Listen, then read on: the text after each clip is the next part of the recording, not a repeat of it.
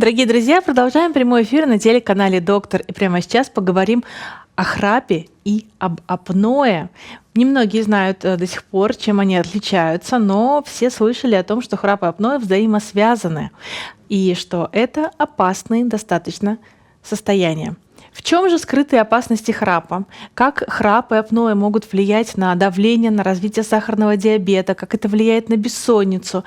И самое главное, кто находится в группе риска, как эти риски снизить. Сегодня поговорим про эти состояния, про храп и про апноэ, и будем отвечать на ваши вопросы по телефону 8 800 707 08 27 или в телеграм-канале. Я хочу представить врача, который ведет прием. Это доктор, который знает все про качественный сон. Это врач-сомнолог, кандидат медицинских наук, заведующий сомнологическим кабинетом Университетской клинической больницы номер 1 Первого медицинского университета имени Сеченова Александр Давидович Пальман. Здравствуйте. Здравствуйте. Александр Давидович, вопрос сомнологу, который меня всегда интересовал. Сколько вы спите? Я? Да. Обычно я сплю 7,5, реже 8 часов, но должен признаться честно, мне обычно 20-30 минут не хватает. Как всегда, да, этот будильник переставляется? Есть индивидуальные генетически обусловленные нормы. Вот в среднем 7-8 надо. Кому-то достаточно 6,5, кому-то надо чуть больше. Вот я проверял 8 часов 20 минут. Было бы идеально. А как вы проверяли? Вы не в часах, да, спите? Вы просто... Нет, избави Бог, я ни в каких часах Нельзя не в гаджетах спать? Вы знаете, даже сейчас есть термин «бессонница, связанная с гаджетами». Человек подарили гаджет, он с ним поспал, узнал, что у него плохой сон, и началось. Вот так, да. Но они еще и мешают. Я все снимаю перед сном. То есть, кольца, какие-то украшения мне мешает лично. Я не знаю, как люди спят в часах. И тем не менее, если человек живет один, как ему узнать, что он храпит? Потому что мы говорим про храп, про скрытые опасности, а никто же не подскажет, соседи же не скажут, ночью храпели вы. На самом деле в этом случае, скорее всего, никак. Но не надо делать из проблемы еще большую проблему. Если мы начнем всех храпящих людей считать больными и от чего-то их пытаться лечить, то нам придется лечить 30% с лишним взрослого мужского и 20% с лишним женского населения. А женщины в меньшей группе риска? В меньше, давайте так. У мальчиков это начинается лет на 10 раньше, чем у девочек, а в возрасте после 50 девочки не догоняют, но, в общем, изо всех сил к этому стремятся. Мне кажется, что все храпящие люди просто ездят в поездах, знаете, в ночных, потому что там стоит какофония просто невероятная. Я за свою жизнь, сколько я ездила в поездах, через стенку слышно, как храпят люди, и у меня вопрос такой.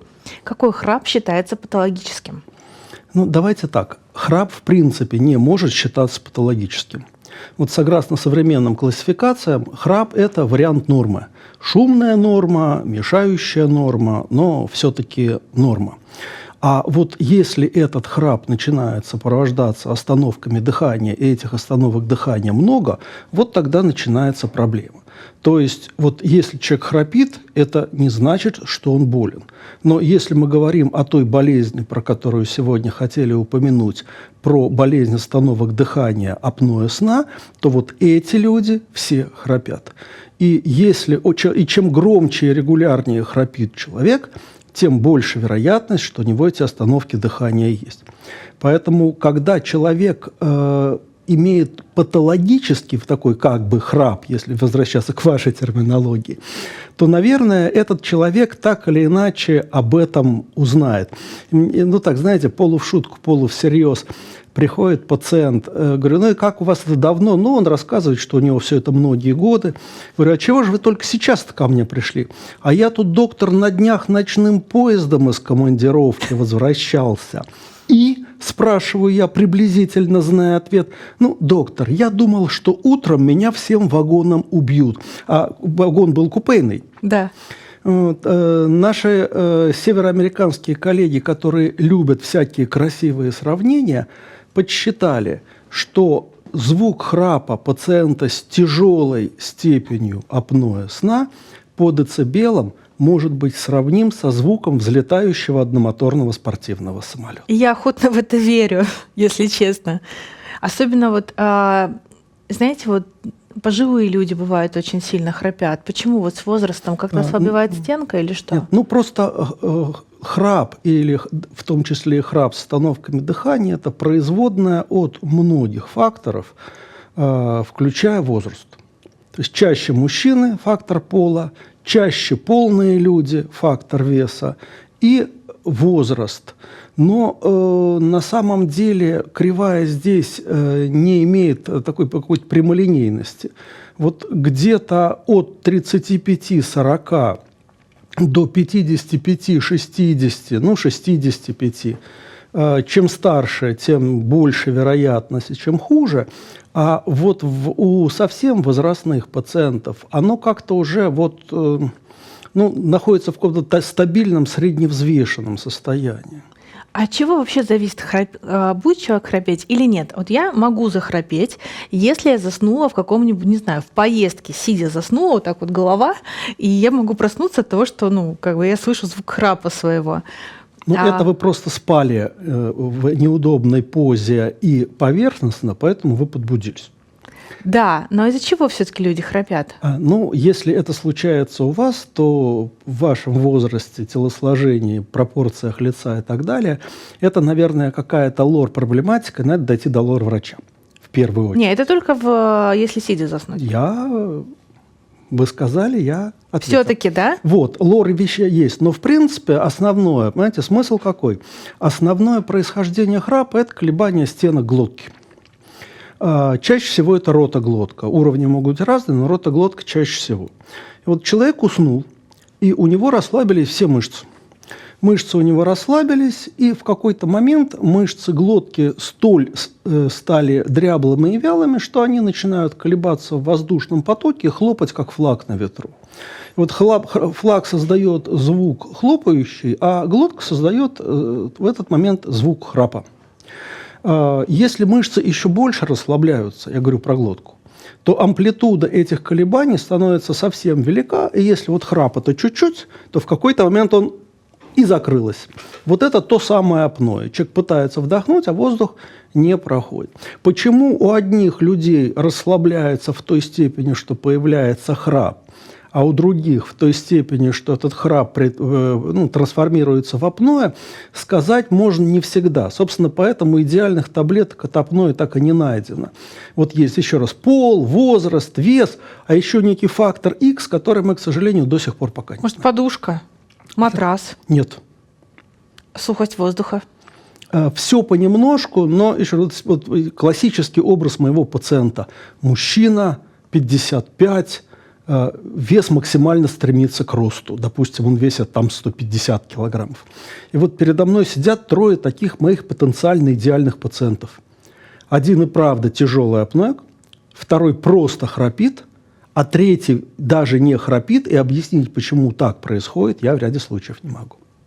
Удивительно. У нас есть звонок по видеосвязи от Екатерины. Здравствуйте. Здравствуйте. Здравствуйте. Доктор, у меня к вам вопрос. Можно ли моих родных вылечить от храпа? Дело в том, что я уже на протяжении 18 лет не сплю ночами, потому что мой супруг храпит, и остановки дыхания бывают такие длительные, что мне приходится его будить и переворачивать. И мои переживания усиливаются еще тем, что наши дети, 2 дочки, и обе тоже храпят. Мы даже удаляли аденоиды, и храп возобновился у детей. Давайте по порядку на ваш вопрос. Судя по всему, вашему мужу за 40 лет или около того, да, и он наверняка достаточно полный мужчина. Я угадал? Да. Значит, ему 46 лет. И, соответственно, вот у него это, скорее всего, достаточно серьезная проблема. И здесь надо делать специальную диагностику сна, чтобы не просто... то есть то, что у него это есть, я не сомневаюсь, вашего рассказа мне достаточно. 40 лет, полный мужчина с храпом, даже если бы про остановки дыхания не сказали, я бы сказал, они там есть. А дальше надо разбираться, сколько в штуках. Потому что зависит от того, сколько штук в каждый час, и насколько серьезная кислородная недостаточность возникает в это время. Потому что вот легкое апноэ – это храп, и могут замечать остановки дыхания, но это ни о чем. Это почти что тот же самый храп по последствиям. А может быть храп и иногда замечают остановки дыхания, а это тяжелое апноэ, это А лечиться, Б вчераться достаточно серьезно.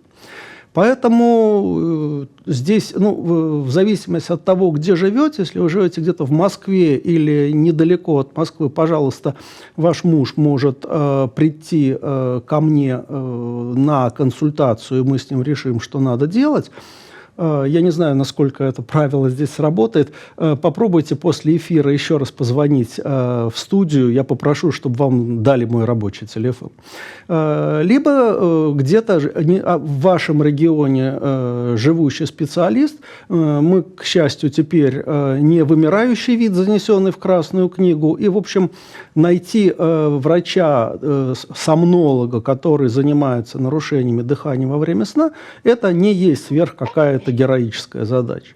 Дальше делается специальная диагностика, чтобы убедиться, что там и правда есть та проблема, которой надо заниматься всерьез. После этого эта проблема так или иначе решается. Поверьте мне, она решается. Вопрос только так или иначе. А вот по поводу девочек тут надо отдельно разбираться, потому что, еще раз, то, что они храпят, это не значит, что они чем-то серьезно сейчас больны. Просто сам по себе храп – это некая, давайте так сформулируем, звукокосметология. Ну, это как родинка на щеке. Кому-то все равно, а кто-то переживает, идет к косметологу, ее удалять. Я прекрасно понимаю, что молодые девочки, храп – это им самим наверняка дискомфортно. Есть методы, которые направлены в том числе именно на коррекцию храпа, как вот такой звукокосметологической проблемы. Так что в большинстве случаев это решаемо, но тут просто надо начать этим заниматься, и дальше уже тогда будет ясно, по какому пути двигаться. Спасибо большое. Спасибо вам за звонок. Спасибо большое за ответ. Вопрос у нас есть. Андрей пишет: у меня жена раньше храпела только на спине, а сейчас во всех положениях. Что делать? Ей 56 лет. То же самое – обследоваться. Действительно, есть позиционная так называемая зависимость, и бывает, что храпят только на спине, и храпят потом не только на спине, но и на боку, и 56 лет храпит в любых положениях тела. Опять же, то, что у нее есть этот вот феномен обструктивного апноэ, это вот 99 из 100. Но надо смотреть, в какой степени это присутствует, и, исходя из этого, решать проблему, еще раз, проблема решаемая. Волшебной таблетки, которую можно дать, щелкнуть пальцами и, ударив в бубен, добиться того, что храп исчезает, такого, увы, нет. А вот другие решения, надо дойти до специалиста. Знаете, как говорил Наполеон Бонапарт, давайте ввяжемся в драку, а дальше посмотрим, что из этого получится. Вот дойдите до доктора с женой, который занимается этими вопросами. А дальше, так или иначе, скорее всего, эта проблема окажется решенной. Получается, храп не опасен, опасно апноэ. Да, апноэ, причем апноэ дыхания. достаточно тяжелое. А чем опасно? Знаете, если вот совсем коротко сформулировать, прозвучит немножко чернушно, но давайте сразу так как это эффективно лечится, то это не страшилка, а обозначение формата проблем. Пациент с тяжелой степенью апноэ живет плохо, зато недолго. Потому что пациент этот из-за апноэ категорически не высыпается, и потом, сколько бы он ни спал, хочет спать днем. До такой степени, что у меня в кабинете стоит старое, огромное, страшное кресло, еще советских времен, а я его не выбрасываю, потому что мне сложно найти такую прочную большую замену. И вот когда ко мне приходит пациент, весящий, положим, 145 килограммов, если он в процессе разговора с доктором уснет на стуле, а поверьте, так бывает, и попробует упасть на пол, я мальчик не самый хлипкий, но я его не удержу. А если он засыпает в этом кресле, он роняет смартфон и от этого просыпается. Это по поводу влияния на качество жизни. А по поводу прогноза, у пациента с тяжелой нелеченной степенью апноэ сна риск инфарктов, инсультов и разных проблем рангом пониже по сравнению с их сверстниками выше в 2,5-3 раза. Вот так вот, друзья, это очень опасно все. Вопрос от нашей зрительницы. 51 год. Муж ругается, что храплю. Апноэ есть. Днем сонливость. Все, как вы говорите. Предложили упражнения и капу. Знаю про СИПАП-терапию. Как выбирается этот аппарат? Они очень дорогие. Давайте по порядку. Значит, упражнение для глотки при апное – это мазание зеленкой в клеточку. Клеточка, если ровная, то Так пройдет. клеточку йод нужно мазать. А вот от апноэ зеленкой. А если серьезно, то, знаете, здесь опять разные степени тяжести апноэ лечатся по-разному. Если это легкое или средне-тяжелое апноэ, там капа или лор-хирург. Иногда тот самый СИПАП, но чаще всего все-таки капа или хирург. Если это тяжелое апноэ, то там СИПАП. А при легком апное СИПАП не назначается. Это абсурдно. Точно так же, как хирург почти никогда не поможет пациенту с тяжелой степенью апноэ сна. Поэтому вначале делается диагностика. И решаем, нужна капа, нужен хирург или нужен тот самый СИПАП. А дальше все-таки лучше, советуясь с доктором, определиться в этом случае. Подчеркиваю, я не уверен, что нашей пациентке этот СИПАП вообще-то нужен. Но если нужен, то здесь вопрос решается строго индивидуально. СИПАП – это технология. А дальше есть, давайте так, есть такая технология, автомобиль называется. Кузов, 4 колеса, руль, двигатель. Кто-то ездит на кто-то выбирает себе люксовую автомашину. Конечно, комфортнее ездить на Мерседесе, но нет никакого позора в том, чтобы сесть за руль. Так что ставится диагноз, обсуждается с пациентами некие условные достоинства и недостатки тех или иных моделей. А что он делает, этот СИПАП-аппарат? Значит, мы с вами договорились. Да? Храп – это вибрация глотки, апноэ – это глотка закупорилась совсем. Значит, нам надо как-то эту глотку раскрыть и стабилизировать. Человек надевает на нос маленькую силиконовую масочку, как маска для плавания, но только на нос. Дальше около кровати стоит небольшая коробочка, тот самый СИПАП. И от СИПАПа к маске идет достаточно длинный гибкий шланг. Основная часть этого СИПАПа – это компрессор. И он накачивает через шланг глотку, как насос, шину автомобиля или велосипеда. Накачал, глотка хочет вибрировать, воздух не дает. В итоге внешне человек спит тихо, спокойно, без храпа.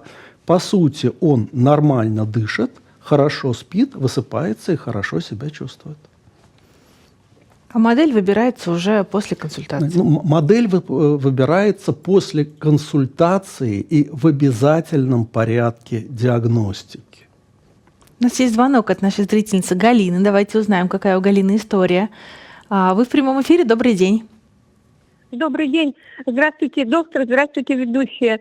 Вот у меня такой вопрос. Мне 60 лет.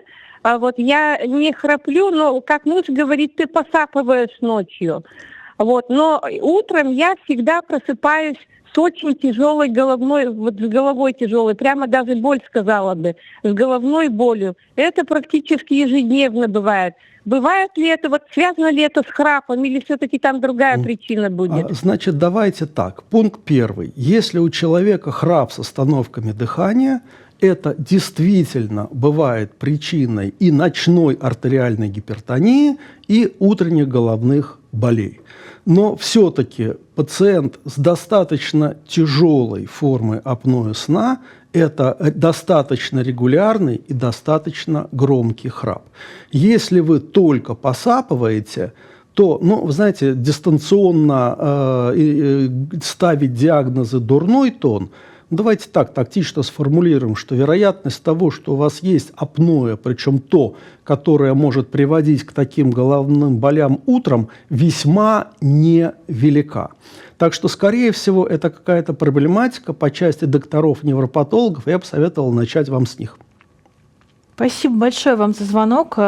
Есть дорожная карта, как действовать. Спасибо большое. У нас есть вопросы в телеграм-канале. Александр пишет, что много лет борется с бессонницей. В последнее время помогает мелатонин в дозе 3. Пытался принимать курсом месяц, но при отмене бессонница возвращается.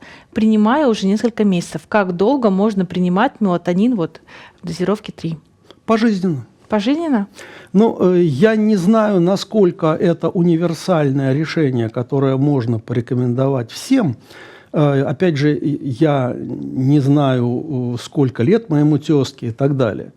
Если это мелатонин, который принимает в дозе 3 миллиграмма, а можно и 2, а никто толком не знает на самом деле, сколько его надо назначать, в какой дозировке. Чаще всего в России назначают дозировки 3 миллиграмма. Вот. Если это мужчина 30 лет от роду, то это замечательно, что у него мелатонин помогает, но, скорее всего, это психотерапия. Если это человек, которому за 50, вот вам мелатонин не поможет. А я бы при условии, если вдруг начал бы плохо засыпать, в качестве чего-то легкого для начала вполне себе мог бы попробовать. Но при условии, что мелатонин, если у человека были хронические нарушения сна, и мелатонин помог, да ради бога. Еще раз, мелатонин – это достаточно безобидное средство, которое при условии, что месяц принимаете и все хорошо, ну, принимайте дальше. Спасибо. Мужу 33 года, стройный и спортивный, во сне задерживает дыхание, как под водой, плавно выдыхает, без храпа. Галина спрашивает, что это такое? Надо смотреть. Есть, знаете, список того, что случается с дыханием человека по ночам, может занять как минимум половину стандартного листа достаточно мелким шрифтом. Поэтому, опять же, по описанию, скорее всего, это что-то достаточно безобидное. И если ее муж ни на что особо не жалуется, высыпается и потом днем себя бодро и хорошо чувствует, ну, я бы не особо печалился на этот счет. Потому что есть даже производные от нормальной физиологии сна. Вот, например, в некоторых стадиях сна дыхание становится волнообразным и нестабильным. Могут быть даже единичные остановки дыхания, только там они не обструкция, а закупорка глотки, а так называемые центральные. Может быть, она периодически видит какие-то такие вещи. Поэтому утверждать не буду, но вряд ли это что-то, что действительно требует серьезного беспокойства. Тем более молодой и спортивный. А вот есть исследование, у меня здесь написано, низкий уровень тестостерона у мужчин с обструктивным апноэ подтвердило исследование, опубликованное в журнале Американской медицинской ассоциации. Суть в чем? В том, что если у мужчины есть апноэ, то уровень тестостерона у него ниже нормы. Ну, вы знаете, тут из серии «Что было раньше, курица или яйцо?». Так как у пациенты с апноэ это чаще всего все-таки мужчины от 45-50 лет, ну, у них, собственно, уровень тестостерона несколько снижается, независимо от просто возрастное. Такая вот карма у нас с годами стареть. Вот. Второе, если сравнивали действительно пациентов с апноэ и без апноэ, и смотрели тестостерон, легко верю, потому что производство этого гормона действительно здорово завязано на глубину и качество сна, а у пациентов с апноэ сон очень страдает, и там действительно этот феномен тоже может присутствовать. С другой стороны, избыточный тестостерон тоже, в общем, не торт, как говорят в этом случае. Потому что, ну, например, у меня периодически приходят пациенты, молодые мужчины, занимающиеся профессиональным бодибилдингом. А он, увы, со стероидной поддержкой. И они практически все, тестостерон, гормон роста и так далее. И на этом фоне, наоборот, иногда бывает, что он молодой, спортивный, кубики, бицепсы, трицепсы, тяжелейшая форма апноэ, необходимость спать с СИПАПом. Вот так бывает. Но это про добавки история, да, все-таки? Да, естественно. Просто я к тому, что все должно быть сбалансировано. Мало тестостерона – это не очень хорошо, и действительно, ну не зря же говорят, даже просто стандартный совет мужчине, когда у него начинает снижаться тестостерон, физическая активность, нормальный сон и так далее. Это действительно может привести к некоторой нормализации в этом случае. Гормон-заместительная терапия в естественных медицинских дозировках, она, в общем, особого риска не представляет. А вот если это уже начинается избыточное внешнее поступление тестостерона в том числе, это, наоборот, может провоцировать проблемы. Спасибо вам огромное. В завершении рубрики несколько советов по поводу того, как избежать апноэ сна. Ну, единственное, что можно сделать самому, чтобы по возможности избежать храпа, это следить за весом. И апноэ, и храп во многом это вес. Не у всех, не всегда, но во многом. И если вы храпите, и у вас есть килограммов 15 лишнего веса, зачастую, может быть, и не надо идти к доктору, потратьте полгода на то, чтобы эти 15 килограммов убрать. И, возможно, я вам не понадоблюсь. Я вам только что сэкономил время и деньги. Спасибо огромное. Спасибо, дорогие друзья. На этом мы заканчиваем эту рубрику, но у нас впереди еще одна очень интересная рубрика. Увидимся после небольшой рекламы.